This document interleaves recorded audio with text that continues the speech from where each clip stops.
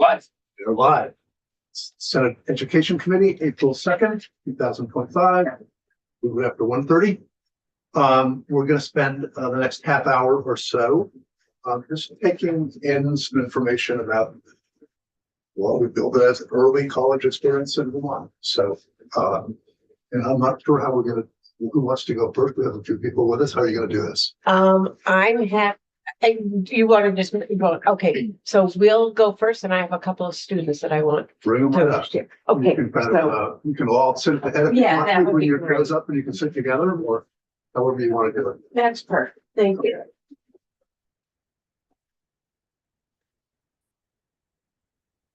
Thank you for coming. Thank you. So Go. we'll do, because we actually don't know everybody. Yep. We Okay. all know each other. In that chair over there is Senator Ron Hinsdale from Chittenden.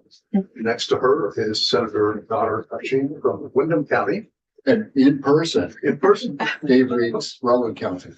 Nice to see you. Seth Longers to the Bennington Senate District. Terry Williams, Rutland County. Steve Heffernan, Addison County. Great. And then for the record, Okay, for the record, I'm president of the Community College of Vermont, Joyce Judy. I'm Marley Busker. I am an early college student at CCV. where do you live? I live in Richmond right now. Okay. I'm Natalie Wells. I am a second year CCV student and I live in Waterbury. Okay. Well, thanks for coming and the floor is yours. Thank you. Thank you so much for the opportunity to come. And what I'd like to do is spend most of the time today hearing from the students. And I will give you just sort of an overview, but then I'm also happy to come back and talk very specifically about early college with data and things if you have additional questions. But just to sort of ground us in this, and some of you know this and some of you, this may be new, but in 2013, and some of you were involved in this, Vermont passed the Flexible Pathways program, which was referred to as Act 77, which is really designed to provide multiple pathways for students to get their high school degree. It's really, how do we keep kids engaged? How do we make sure that we are providing them with opportunities so they do stay engaged and do complete high school? And so work-based learning, internships, dual enrollment, early college, those are all part of the multiple flexible pathways grant. And so today we're here to talk really about early college, but it's one of several programs in that thing. And I think that, we're going to talk about today, we're going to focus on the experience, but I think that, as sort of a backdrop, if we think about Vermont's economic situation, Vermont enjoys a high school graduation rate, but has the lowest college continuation rate in New England, and it's significantly below other states. So if you put that against where we're headed, if you talk to employers and the economic structure, and if you think about that, the jobs that employers are creating are jobs that need education beyond the secondary level. And so I feel like as sort of, if we think about economic development policy, how do we make sure we're investing in folks that help them see their way to continuing their education? So I think Act 77 was created for one of those reasons, was to help students see their way to college, and also figuring out how to help create the chance for them to save time and save money as they think about going to college. And I think that you're going to hear some stories today, and I can share other stories. We have a number of students in the building today who enroll in early college for lots of different reasons. So right now, CCV has about 250 students enrolled in early college. And I would say just as about 6% of the high school seniors in the state of Vermont enrolled in early college. So this is a program that's not for everybody. It's really designed, it's an option that should be available to students who are ready to take advantage of it. We have students for whom they're done with their high school experience.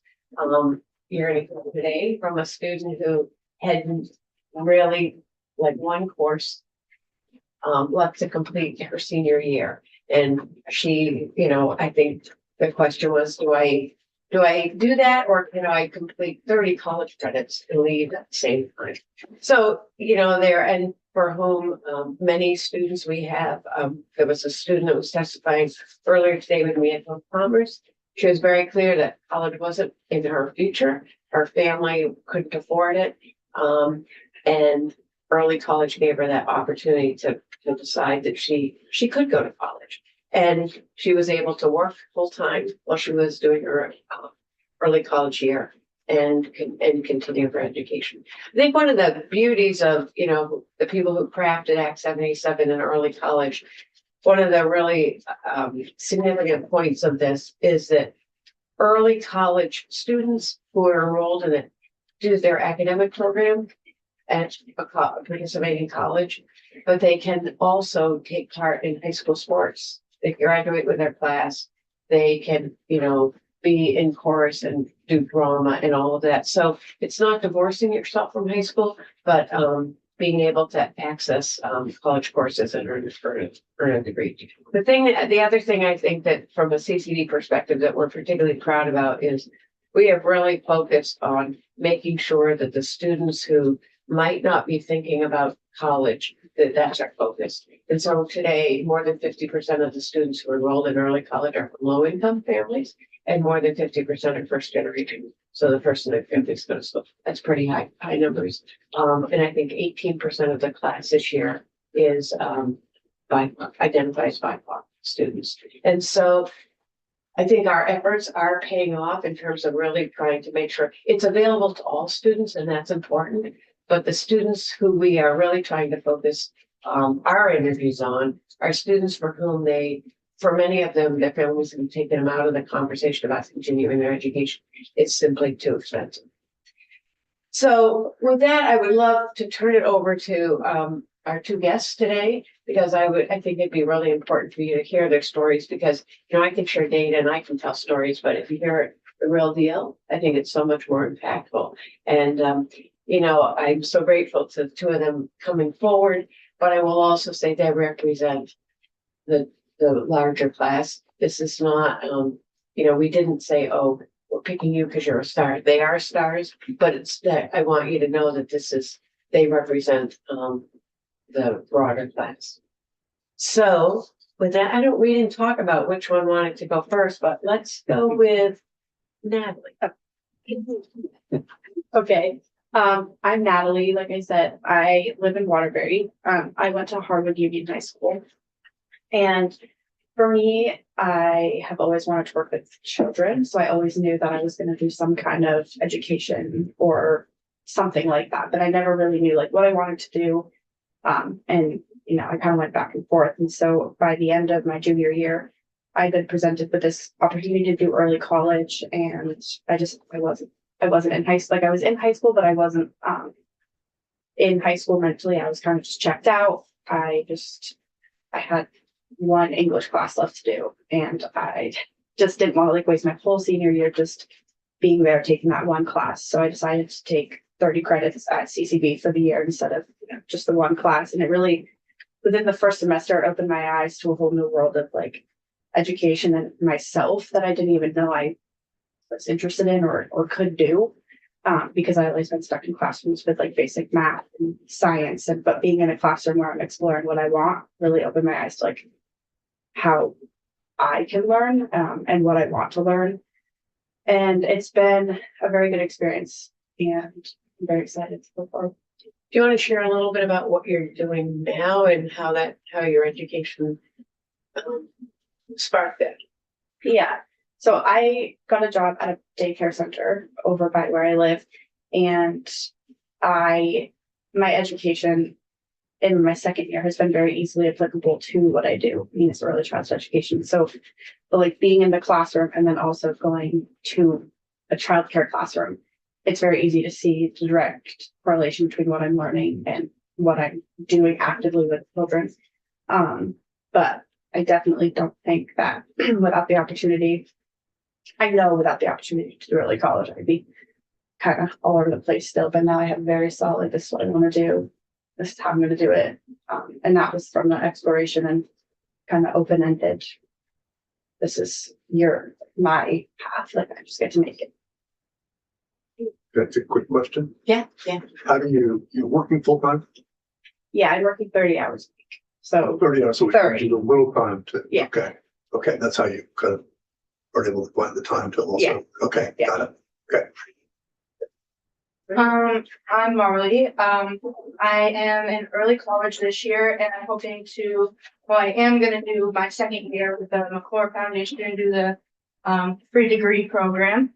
Right now I am majoring in behavioral science and I hope to become a substance use counselor.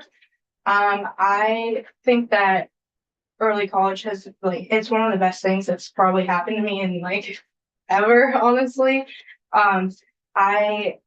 My sophomore year, my parents ended up getting a divorce and we were moving around and they wanted me to, Harwood wanted me to go to MMU, which I've never stepped foot in, don't know anybody.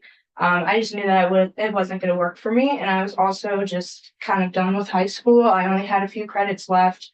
I grew out of high school completely. I just feel like I had a hard time connecting with people and also just wanting to actually be there when I know that I could be doing other things that are going to get me further in a way. So when I heard about CCB in the early college program, I just knew I had to take it. I work close to 30 hours a week as well. And I take 2 classes in person at CCB and 2 classes online. But honestly, it's one of the best programs. I feel like I've learned so much in this year, more than I feel like I learned in high school in a way. And I really get to put my education first and in the future I get to do what I want to do. And this is a great time to start learning about it. But yeah, I just feel like it's a really great program and I don't think I'd be able to choose what school to go to and what I ultimately want to go do with my life. At 18, I feel like it's a lot to ask. So having this opportunity has really helped me to, explore different options. And yeah, I already changed my degree for my major once this year. So it's probably not gonna happen again, but we'll see. Yeah. And are you still technically in high school? Yep. So I'll be graduating in June. And are some of the credits work both ways? Some of the credit that you or others are getting at CCV, they also count for high school graduates? Yes, so 2 programs under the flexible pathways. One is school enrollment, where students can take an individual course, and during their junior and senior year, if they're a Vermont resident attending a Vermont high school, they can take up to 2 courses. They can do 1 in their junior year, 1 in their senior year, 2 in their senior year, whatever combination, but they can take 2 courses. The early college program is they do their full year, their senior year, full time at CCD. They do it at Norwich. They do it at Vermont State University, any of the schools that are participating. So they do all their academic education, but they transfer those credits. So they work really closely. School counselors in the K-12 system are a really important part of this equation, because they are the people that they identify kids who they think are a good match for this program and then work with them and say, okay, you need 1 math credit or you need whatever here. And so they build it into their personalized learning plans. And then, what they take at CCV transfers back and fulfills their requirements for their high school diploma. But students also leave with a CCV transcript that they can continue at CCV, they can go to UVM, they can take that transcript wherever. So. Yes, Senator Heffernan. Couple questions for both of you. So, you both said you kind of got tired of school. Wasn't it academically not challenging, socially, or you just felt you were ready to move on? I think for me, I've always just been naturally more mature than a lot of my peers. And so it was kind of the social part. It was really hard to connect with, some people that were my age. I just feel like we were on whole different wavelengths of everything. But I also just felt like I personally wasn't getting enough help with school in a way that was like helping me like enjoy it. So like, I don't know, we would all sit in the classroom together and, teachers would just, hand you a packet and say, go ahead, do this. And that wasn't working for me at all. And like, since going to CCV, like I actually get that like connection with teachers and also other staff, that have like helped me so much. So I think for me, yeah, it was a mix of both of the More academic. interaction then, more Yeah, interaction at the college yeah. level. I think so. I also think that I just was losing interest in topics in school and just knowing that I was spending a lot of time of like my school day just sitting there like doing the packet and then kind of like what now? Like when I could be, learning about something that's gonna get me further in my life kind of. But yeah. Yeah, I'd say it was also a mixture of both. All of my friends, or like most of my friends in my junior year, they were a year older than me, so they graduated by the end of my junior year. And then for senior year, I was like, I don't want to just kind of go in and do this by myself. Like I had other friends, but just kind of adding on to what Marley said, like the connection was just kind of like meh, like I just wasn't really there. And then it was challenging, but not in like a way that was like, this work is so hard. It was like, this work is not related to what I know I can learn and want to learn. So I was having trouble like doing it. I was having trouble, doing the math packet or doing the math homework. I was like, I don't want to learn this. Like, I don't want to do this. I want to go learn about, child development and early childhood education and all these things that I know I can learn about and have prior knowledge to, rather than like the traditional high school like math class. So it was like challenging, but not in a way that was like successful for me.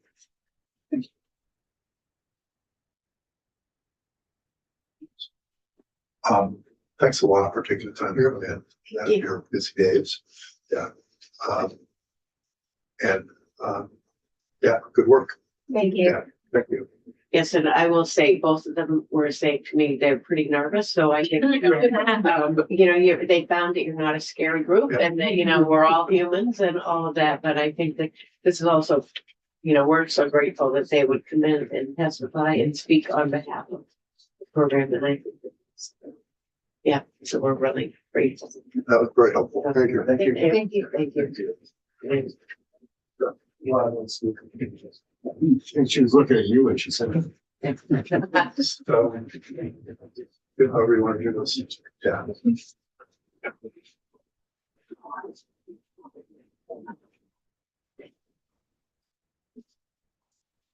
Hello, everybody. So for the record, Kimberly Jessup, I'm the president of the Association of Vermont Independent Colleges. I'm Karen Batts, and I'm the Associate Director for the Center for Academic Success and Achievement at Norwich University, and we also teach in our Department of Global Humanities. So I'm sitting here not because I'm the person you need to hear from. You need to hear from her. She is on the ground, but I'm going to just pass out just a really brief overview. The AVIC is comprised of 11 private colleges, and they're all shapes and sizes, and I won't take time away from this important topic. As President Jones Judy said, if you want to hear more about any of the private colleges and the role we play in Vermont, I'm happy to revisit that another time. But I think the more interesting conversation is about early college today. And Dr. Batts is at Norwich University. Norwich is currently the only college at AVIC who's doing the early college program. And that's why she's here. So I will hand it over to you. Great, thank you. All right, so a lot of the points that I'm going to make have already actually been covered a little bit, but I think it's worth saying some of them again, and a lot of them have been backed up by research on early college programs across the country. So one of the benefits of early college is for first generation college students and lower income families. And part of this is because having the experience that they are talking about, taking college classes on a college campus for a year, allows them to do that with the support of still living at home in a familiar community and with continued involvement from their high school counselors And it also provides the opportunity for parents who maybe didn't get to go to college to better understand what those college expectations are, the time commitment, the investment, and so on. The lower stakes grading environment also helps students build confidence as they adjust to college level work. And first generation and minority groups, especially minoritized groups, especially benefit from this. Early college programs have also been found to increase the number of students who obtain their associate and bachelor's degrees, and it decreases the time after high school it takes them to earn these degrees. So that can save students a lot of money if they can, for example, complete their first year early college while, finishing their senior year of high school. And then they can do a second year at a community college and then transfer to a 4-year college and only have 2 years of that potentially larger expense. By finishing earlier, then they can also enter the workforce earlier. So not only are they saving on the tuition costs, but then they're able to start in the workforce at an earlier age. Another aspect or positive impact that attending college classes on campus provide is that it allows students to use the additional supports that are in place. So, for example, Norwich has tutoring program built in. We have success coaches that help students improve their ability communicating effectively with faculty. That's one thing I help students with a lot is they come to me with questions about their courses and I say, well, let's draft an email together. They learn how to communicate with their professors, how to ask questions, how to have the confidence to go to office hours and say, I really don't understand this. And also how to communicate when they can't go to class without saying things like, I'm missing class today. Did you do anything important? Because professors don't like that. So learning how to communicate in this environment can be really helpful. So when they move on after their first year of early college, they have a lot of experience and confidence in living and managing their academics in college campus. We also spend a lot of time teaching explicit skills like note taking, time management, extensive writing, how to prepare for a test, reading study guides. And a lot of these skills really help close that gap in degree attainment for lower income students. And as we heard from these two also, a lot of students are able to finish a lot of their graduation requirements by the end of their junior year. And there's not always a wide range of courses available to students in their senior year. And being able to take courses at early college gives them a huge range. So for example, at Norwich, criminal justice, cybersecurity, psychology, arts and architecture, and health sciences. So there's breadth and depth in the academic offerings for early college. And this can be motivating for students, especially those who are not interested in the more traditional AP-focused curriculum workforce offerings. And it can also, having these opportunities to try a larger range to just see what's out there beyond what high schools typically offer, can help them figure out what they want to major in when they move into the 4-year college path. Which then they're less likely to have to change majors as they're like, oh, I didn't even know that was a subject I could take. And that can also save them money by kind of having a clear plan and having that first year of general ed requirements done. Let's see, another good benefit is that often Vermont high schools are very small and students have been with the same cohort of students since they were 5 years old.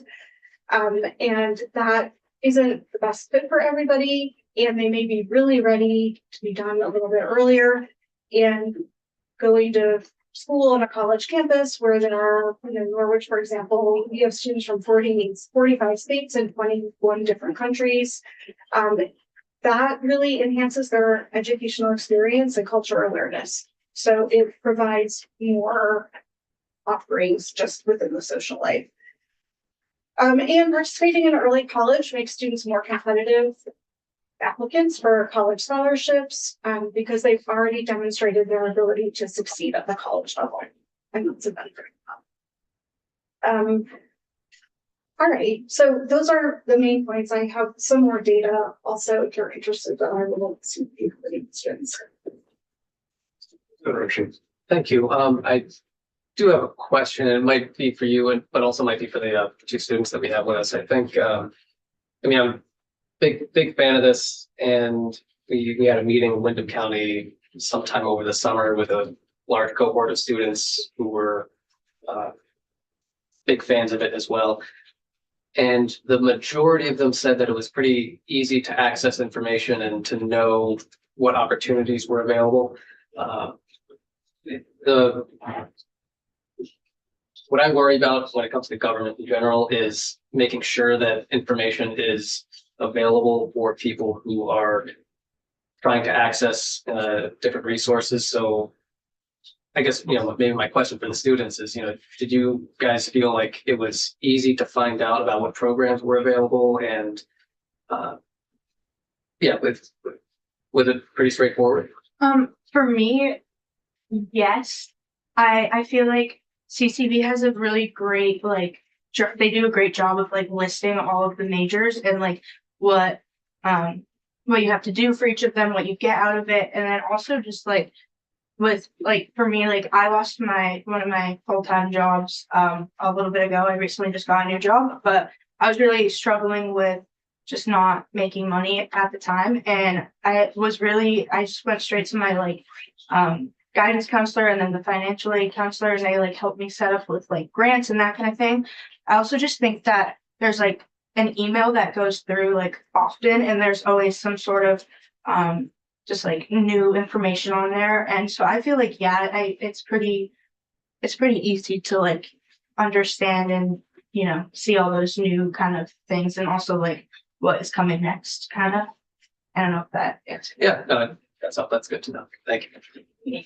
I would say that is a struggle in terms of making sure that all students know about the opportunities. I think we have great relationships with so many school counselors we try to work with teachers, because teachers are people who have some of the best relationships with students. And if they can identify students that they think are a good candidate for early college. But I think your questions are a really good one. These two, they're self-motivated. They ended up in a really positive place. But I think from a CCV perspective, how we have to keep working at making sure that all students it's about equity in terms of how do we make sure that all students know about this.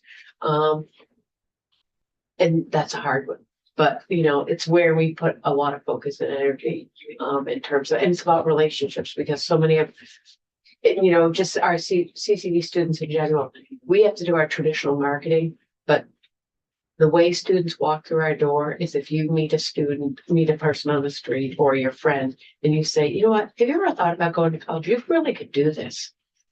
Somebody believes in them, they take that step, they do that. So we work at it, we do a good job. I think probably Norwich would say the same thing. We all have work to do in that area, because it's about relationships. Thank you. And if I could just interject too, I think that VSAC, the Vermont Student Assistance Corporation, typically does a great job with outreach and with connecting, and that network is super valuable. Yes, sir. I'm sorry. No, you were not. Mine's a simple question. So you're going to graduate. Is it going to be from your high school at Harwood? Yeah. Yeah, So Harwood. I'm graduating. Yeah, my high school, Harwood, in June, and then I have one more year at CCB, and then I graduate with my associate's degree. Awesome. So I just want to comment, agree with my colleagues. It's important to put a face onto a program. In particular, in my world, that the best people who market our corporate products are the customers. And the customer's happy, then the corporation knows it's moving in the right direction. But in this case, government program sounds like this is all moving in the right direction. And I particularly appreciate CCVs and the independent colleges for supporting this program. But my question really is for Dr. Batts. I think in your testimony, you said something to the effect of a lower stakes grading criteria or what have you. Can you just explain that so that we dispel? Yeah, so what I mean by that is that they're not necessary, if they don't do well in the class, it's not gonna impact their future college. Whereas if when they go off to college and it's their first year and they end up on academic probation, that goes permanently on their file. So it might take a semester to get used to the college level workload and expectations. And they can do that in the early college program and still get the credits for high school and still have that on their transcript, but it's not gonna be a permanent marker on their final college transcript if they don't use that course towards their college degree. So if they don't do well, it's not as permanent as it is in their first year. Thank you. I would say that's not the way CCD operates. It is their full college courses. We try to, I mean, not that there's a good or a different, but it's just we try to provide the supports, but students are enrolled in college. We treat them as college students. They have the responsibility of being a college student. And so That is the same for it is, but they don't, Yeah. if they fail the course, it's on their transcript. So, we'll work with them, but it is, we don't treat them differently than, once they are enrolled in early college, they are full-fledged CCD student treated just like CCD students. So That is exactly the same for Norwich, but what I mean is that if they want to apply to a different four-year college in the future, it's their choice or not whether they include their Norwich coursework for that. So they may choose not to, but that is on their Norwich transcript and they are expected, and actually none of the teachers know which students are early college students. So no teachers have access to that information. That's good. Thank you. Thanks. Yeah. All right, well, thanks. thank you. Thank you two for coming in. Yeah, thank you. Thank you. Don't worry, we're all nervous. Everything. Thank you. Have a good day. Yeah. So you have until you by 45.